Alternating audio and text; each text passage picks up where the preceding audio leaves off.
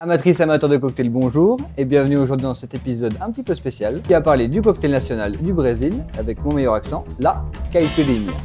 L'histoire de ce cocktail est plutôt originale. La caipirinha est née en 1920 au Brésil et était à l'époque utilisée comme un remède contre la fièvre espagnole. Pour ce cocktail, nous aurons besoin de lime, de sirop de sucre ainsi que de cachaça. La cachaça est un alcool de sucre de canne, comme le rhum, mais elle est apparue dans l'histoire avant. Il faut savoir quelque chose par rapport à la cachaça, c'est un alcool qui utilise que les parties les plus nobles de la canne à sucre, principalement les parties internes, celles qui sont les plus pures. Et il en existe de la cachaça, des blanches, des brunes, on peut en voir un peu qui ont été passées dans certains barils pour donner certains goûts plus fumés ou autres.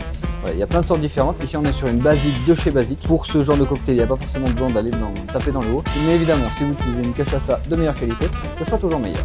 Passons à la construction. Il vous faudra une demi-lime écrasée dans le fond d'un verre. N'hésitez pas à bien l'écraser afin de faire sortir l'huile essentielle qui se trouve dans la peau de la lime.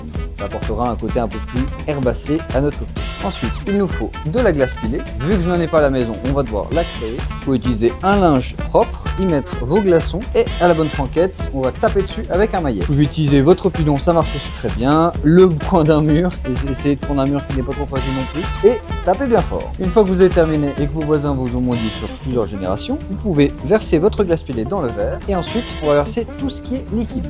À commencer par 5 cl de cachaça et on va finir par 2,5 cl de sirop de sucre. Vous pouvez ensuite mélanger le tout à l'aide d'une cuillère de bar. Essayez de bien ramener ce qui se trouve au fond du verre vers le haut afin de ramener tout le jus ainsi que les huiles essentielles qui se trouvent au fond du verre. Pour garnir, nous allons faire très simple, une tranche de lime fraîche ainsi qu'un petit peu d'angostura bitter. Vu qu'il y a de la glace pilée, on va mettre une paille et vous pouvez déguster.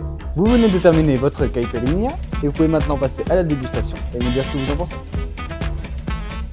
La première chose qui ressort de ce cocktail, c'est la chaleur apportée par la cachaça qui vient réchauffer un peu la gorge. Ensuite, kick du citron vert et après adouci par le sucre. Vu qu'on l'a pas shaké, le sucre et le citron sont séparés. Ce que j'aime également, c'est qu'on sent la cachaça dans ce cocktail. Comme j'ai dit auparavant, c'est un alcool qui est fait avec les meilleures parties de la canne à sucre. Et c'est là la grande différence avec le rhum, c'est qu'il n'a pas besoin de subir énormément de transformation.